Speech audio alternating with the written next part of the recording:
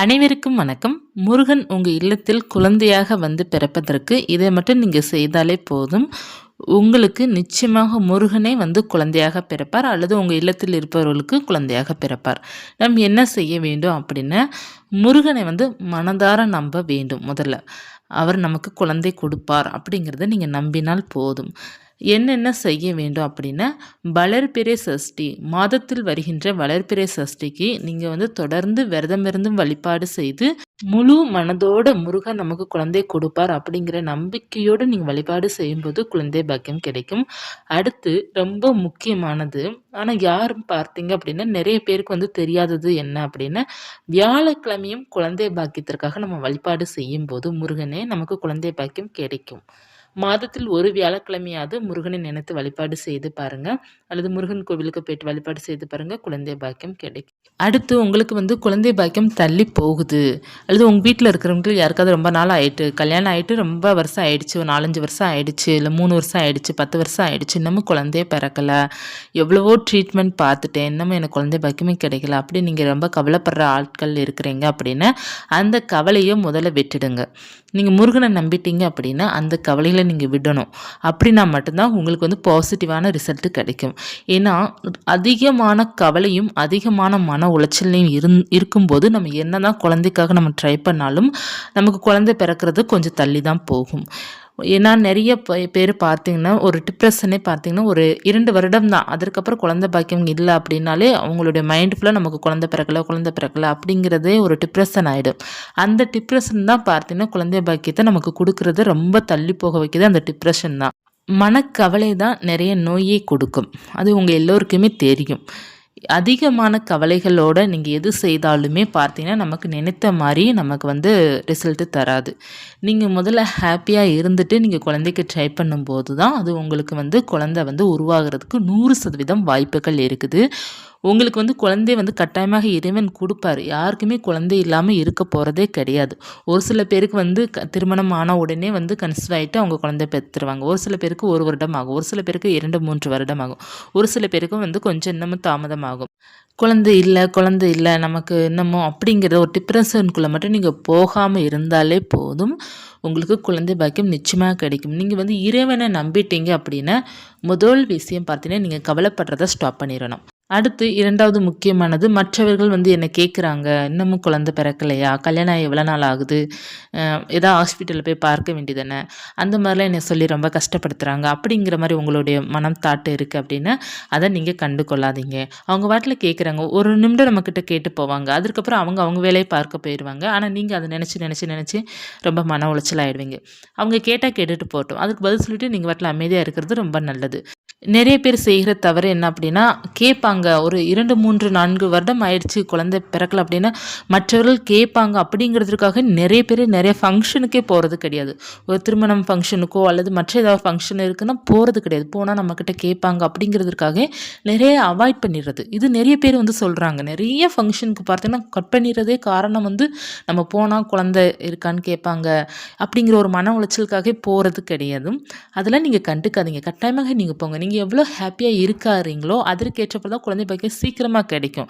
நம்ம கவலைப்பட வந்து நம்ம உடல் ஆரோக்கியம் கெடும். அது முதல்ல நீங்கள் நல்லா தெரிஞ்சுக்கோங்க. உங்களுடைய கவலை தான் இங்கே இன்னமும் நாட்கள் தள்ளி போகிறதுக்கு காரணம். அந்த கவலை தான் அது வந்து தெரிய மாட்டேங்குது. ஏன்னா எல்லா பெண்களும் சரி ஆண்களும் சரி, ஆண்கள் கூட பல இடத்திற்கு வந்து போயிட்டு வருவாங்க, கொஞ்சம் டிப்ரெஷன் அவங்களுக்கு வந்து இருக்காது. ஏன்னா அவங்க வேலையை அந்த மாதிரி அங்கங்கன்ட்டு போயிட்டு ஃப்ரெண்ட்ஸ் கூட அப்படி இப்படியும் போயிட்டு வந்துடுவாங்க. ஆனால் பெண்கள் வந்து வீட்டுக்குள்ளேயே இருக்கிறதுனால பார்த்தீங்கன்னா அந்த குழந்தைய நினச்சி ஒரு டிப்ரெஷனுக்குள்ளே போயிடுது. அதனால் பார்த்திங்கன்னா அவங்களுடைய உடம்பு ரொம்ப வீக் ஆகிடும். அந்த உயிரணுக்கள் கூட வீக்காக தான் இருக்கும்.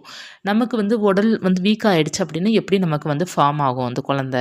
அதனால் நீங்கள் வந்து ரொம்ப ஜாலியாக சந்தோஷமாக அந்த நாட்களை வந்து மகிழ்ச்சியாக நீங்கள் கொண்டாட ஆரம்பிச்சிட்டிங்க அப்படின்னு உங்களுக்கு வந்து நாட்கள் ஆக ஆக நீங்கள் ரொம்ப ஸ்ட்ராங்காகிடுவீங்க. உங்களுக்கு டக்குன்னு வந்து குழந்தை வந்து ஃபார்ம் ஆகிடும்.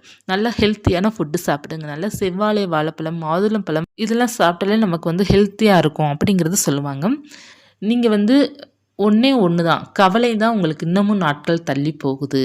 ஏன்னா நிறைய பேர் பார்த்தீங்கன்னா குழந்தை பாக்கியம் இல்லாதவர்க்கெலாம் பேசணும் அப்படின்னா அவங்களுக்கு முழுக்க சொல்வது என்ன அப்படின்னா, டிப்ரெஷன், கவலை, நான் குழந்தை இல்லைன்னு கவலைப்படலை, மற்றவர்களால் தான் நான் கவலைப்படுறேன் அப்படிங்கிறதான் நிறைய பேருக்குள்ள டிப்ரெஷனே அதுதான்.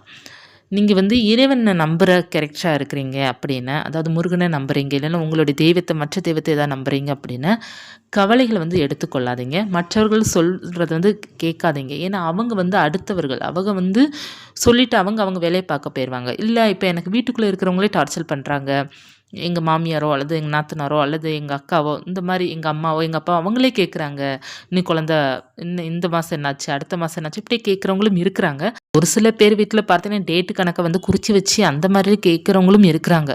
கரெக்டாக அந்த நாள் வரவும் ஃபோன் பண்ணி கேட்குறது, இந்த மாதிரி டார்ச்சர் பண்ணுறவங்களும் இருக்கத்தான் செய்கிறாங்க, இல்லைன்னா இல்லை. எத்தனை பேர் டார்ச்சர் பண்ணட்டும், எத்தனை பேர் என்ன வேணாலும் கேட்டுட்டு போட்டோம், காதிலே வாங்கிக்காதீங்க. நீங்கள் கடவுளை மட்டும் நம்புறீங்க அப்படின்னா எதையுமே நீங்கள் காதில் வாங்கிக்காதீங்க. முருகா நீ எனக்கு குழந்தை கொடு, நான் உன்னைத்தான் நம்புகிறேன், யார் நீ எது சொன்னாலும் எனக்கு கவலையே கிடையாது, எனக்கு நீ இருக்க துணையாக, நீயே எனக்கு வந்து குழந்தையாக பிறக்கணும் அப்படிங்கிறத மட்டும் நீங்கள் வந்து இறைவன்கிட்ட கேட்டுட்டு எதை நினச்சி கவலைப்படாதீங்க. இப்போ தான் உங்களுக்கு கல்யாணம் ஆகிடுக்கு அப்படிங்கிற மாதிரி நினச்சிட்டு நியூ லைஃபாக என்ஜாய் பண்ணி வாழுங்க. சீக்கிரமாக உங்களுக்கு குழந்தை பாக்கியம் கிடைக்கும். எனக்கு கல்யாணம் ஆகி 5 வருஷம் ஆச்சு, எனக்கு கல்யாணம் ஆகி 10 வருஷம் ஆச்சு அப்படிலாம் நினைக்காதீங்க. இப்போ தான் உங்களுக்கு புதுசாக மறுபடியும் கல்யாணம் ஆன மாதிரி ஒரு ஃபீல் மைண்டில் வந்து பாசிட்டிவாக தாட் வச்சுக்கோங்க. தாட் வச்சுட்டு நீங்கள் வந்து ஜாலியாக என்ஜாய் பண்ணி உங்கள் லைஃப்பை வாழ ஆரம்பிச்சிங்க அப்படின்னா சீக்கிரமாக குழந்தை பாக்கியம் நிச்சயமாக 100% கிடைக்கும். குழந்தை பாக்கியம் தள்ளி போகிறதுக்கு வந்து முழுக்க முழுக்க 80% காரணம் வந்து பார்த்திங்கன்னா நம்மளோட கவலைகள் தான் அப்படிங்கிறது சொல்லப்பட்டிருக்குது. நிறைய பேரோட கவலை தான். ஏன்னா அவங்க வந்து அந்த குழந்தை ஒவ்வொரு நாளும் அவங்க வந்து ஒன்று சேரும்போது அந்த குழந்தையை நினச்சி அந்த ஒரு கவலையில் தான் ஒன்று சேர்றாங்க. அதனால தான் அந்த உயிரினக்கெலாம் ரொம்ப வீக்காகி தான் மறுபடியும் அவங்களுக்கு அந்த குழந்தை வந்து ஃபார்ம் ஆகாமல் போகிறதுக்கு காரணம் அப்படிங்கிறதும் நிறைய இது சொல்லப்பட்டிருக்குது. அதனால தான் நான் சொல்கிறேன். அதனால் நீங்கள் வந்து எப்பயும் போல் உங்கள் லைஃப்பை வந்து என்ஜாய் பண்ணி வாழுங்க. இப்போ நியூ மேரிடு கப்பிளில் இருந்தீங்கன்னா நீங்கள் எப்படி இருப்பீங்க, அதே போல் வந்து ஜாலியாக என்ஜாய் பண்ணி வாழுங்க. நிச்சயமாக குழந்தை பாக்கியம் கிடைக்கும். இறைவன் அருளால் நிச்சயமாக கிடைக்கும். இறைவனை முழுக்க முழுக்க நம்பிட்டீங்க அப்படின்னா நீங்கள் கவலைகளை விடணும். அதற்காக தான் இந்த பதிவு நான் கொடுக்குறேன். நீங்கள் கவலைகளை ஃபஸ்ட்டு விடுங்க. யார் சொல்கிறதே காதில் வாங்கிக்காதீங்க. உங்கள் மாமியாரோ இல்லை வீட்டில் இருக்கிறவங்க யார் எது சொன்னாலும் காதிலே வாங்கிக்காதீங்க. கண்ணீர் விடாதீங்க, அழுகாதீங்க. உங்கள் வாழ்க்கையை என்ஜாய் பண்ணுங்கள். எந்த ஒரு பிரச்சனை இருந்தாலும் தூக்கி போட்டு போயிட்டே இருங்க. அதை டிப்ரெஷனாக எடுத்துக்காதீங்க. அது இந்த குழந்தை விஷயத்தில் நீங்கள் எடுக்காதீங்க. ஏன்னா குழந்தை விஷயத்தில் நீங்கள் டிப்ரெஷன் ஆனாலே அங்கே குழந்தை வீக் ஆகிடும். நமக்கு அந்த ஃபார்ம் ஆகாது, நமக்கு வந்து சீக்கிரமாக ஃபார்ம் ஆகாது. அதனால் பார்த்தீங்கன்னா நீங்கள் கவலையே படாதீங்க, நல்லா என்ஜாய் பண்ணுங்கள். உங்களுடைய வீட்டு பக்கத்தில் குழந்தை இருக்கிறாங்க, இல்லை உங்கள் சொந்தக்காரங்க நெருங்கின அக்கா இந்த மாதிரி குழந்தைங்களாம் இருப்பாங்க இல்லையா, தங்கச்சி குழந்தைங்க, தம்பி குழந்தைங்க, அண்ணா குழந்தைங்களாம் இருப்பாங்க இல்லையா, அவங்க குழந்தைங்க கூட நல்லா டைம் ஸ்பெண்ட் பண்ணுங்க. அவங்கள நல்லா தூக்கி நல்லா கொஞ்சுங்க. நீங்கள் அவங்கக்கிட்ட வந்து குழந்தைங்கிட்ட எவ்வளோ டைம் ஸ்பெண்ட் பண்ணுறீங்களோ உங்களுடைய மனசு வந்து பாசிட்டிவாக ஆகிடும். ஒரு சில பேர் நினைக்கலாம், இல்லை குழந்தைய கொஞ்சம் தான் ஏக்கம் வருது அப்படிங்கிறது கூட நினைக்கலாம். அப்படிலாம் ஏக்கப்படாதீங்க. நமக்கு இறைவன் கொடுப்பாரு அப்படிங்கிறத நீங்கள் முழு நம்பிக்கையோட அந்த குழந்தைய கூட வந்து டைம் ஸ்பெண்ட் பண்ண உங்களுடைய மனமும் உங்களுடைய அப்படியே உடல் பார்த்திங்கன்னா ஆரோக்கியமாகிடும். மனமும் சரி உடலும் சரி ஆரோக்கியமாகிடும். உங்களுக்கு சீக்கிரமாக குழந்தை பிறக்கும். அந்த டிப்ரெஷன் வந்து விலகணும், அதை தான் நான் சொல்ல வரேன். அந்த கவலைகளும் அந்த டிப்ரெஷன் விலகிடுச்சு அப்படின்னாலே உங்களுக்கு குழந்தை சீக்கிரமாக பிறக்கும்.